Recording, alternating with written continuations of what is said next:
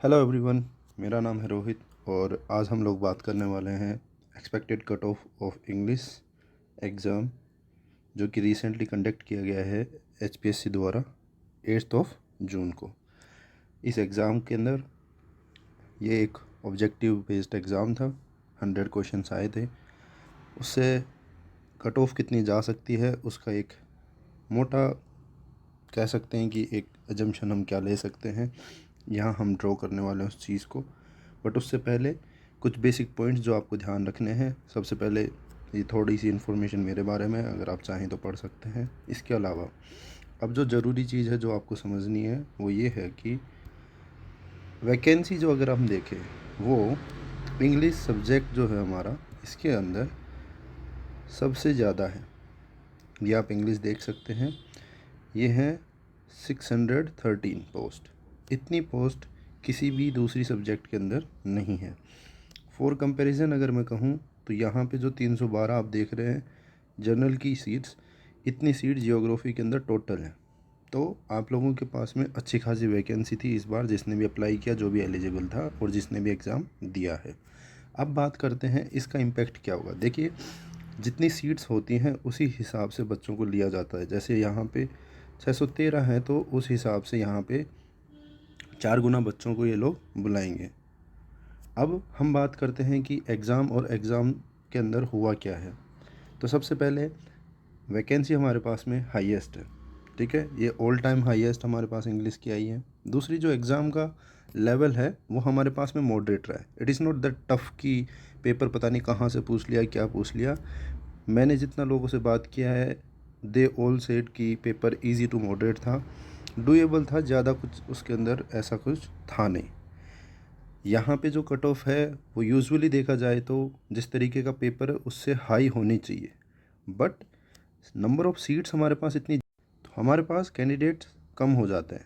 अब जब कैंडिडेट कम हो जाते हैं तो उस हिसाब से कट ऑफ फिर उस तरीके से मार्जिनली कम हो जाती है। तो अब हम बात करते हैं कि कट ऑफ क्या रहने वाली है। तो देखिए, ये आपको एक बेसिक मैं ओवरव्यू दे रहा हूँ, वो मैं समझा देता हूँ एक बार कि मैंने क्या लिखा हुआ है और क्यों लिखा हुआ है, ठीक है। सबसे पहले देखिए, अगर आप अदर स्टेट से हैं और आप हरियाणा या फिर अदर स्टेट से हैं और आप जनरल कैटेगरी में हैं, तो देखिए आपको ये चीज़ ध्यान रखनी है। अगर आपके मार्क्स, ठीक है, अगर आपके मार्क्स 65 प्लस है, ठीक है, if your marks are more than 65 plus, तो आपको प्रिपरेशन स्टार्ट कर देनी है सब्जेक्टिव की।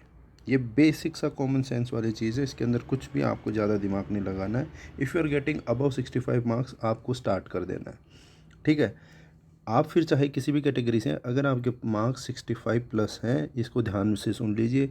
चाहे आप जनरल हैं, ईडब्ल्यूएस है, बैकवर्ड है, शेड्यूल कास्ट है, शेड्यूल ट्राइब है, कहीं से भी है, अगर 65% अगर आपके मार्क्स आ रहे हैं, आपका हो जाएगा, कोई भी दिक्कत नहीं आएगी। अब बात कर लेते हैं ईडब्ल्यूएस की। तो देखिए, ईडब्ल्यूएस और इसमें ज़्यादा कुछ खास फ़र्क नहीं होगा, ज़्यादा से ज़्यादा 3 से 5 नंबर का फ़र्क होने वाला है। तो जो कैंडिडेट सेम स्टेट के हैं वो लोग इस चीज़ पे ध्यान रखें, क्योंकि अदर स्टेट को जनरल में ही काउंट किया जाएगा। तो प्लीज़ आपके मार्क्स जनरल से ज़्यादा होने चाहिए, तभी आप यहाँ पे फ़ाइट कर सकते हो। लेकिन ईडब्ल्यूएस जो हरियाणा वाले हैं, अगर आपके मार्क्स 60, मैं कहूँगा 62 टू 64 अगर आपके आ रहे हैं, ठीक है, इससे ज़्यादा तो कितने भी हो सकते हैं, लेकिन 62 से अबव अगर आपके आ रहे हैं तो आप स्टार्ट कर दीजिए तैयारी अपने।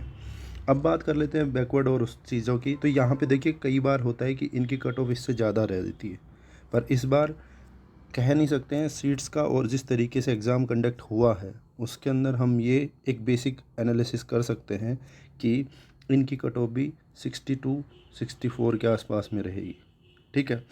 और ऐसी और जो बाकी रिजर्वेशन वाली कैटेगरीज़ हैं, दैट उसमें जो भी कैंडिडेट है, अगर आपके 55 प्लस मार्क्स हैं, ठीक है, कोई भी कैंडिडेट अगर रिजर्व कैटेगरी से है स्टेट की, हरियाणा से, then they should go for subjective. जितना हो सके अपना जहाँ से भी मटेरियल इकट्ठा कर सको, ऑथेंटिक बुक्स वगैरह हैं, नोट्स वगैरह हैं, जहाँ से भी करना है, make sure you complete your course and make sure you right standard answers. चाहे तो आप चैट जीपीटी की हेल्प लीजिए, कैसे भी लीजिए, बट मेक श्योर आप प्रिपरेशन स्टार्ट कर दें। अगर आप किसी भी कैटेगरी में जो रिजर्व है उसमें अगर 55 मार्क्स आ रहे हैं तो, और इन जनरल अगर आपके 65 प्लस मार्क्स आ रहे हैं, then you should start studying for the subjective paper.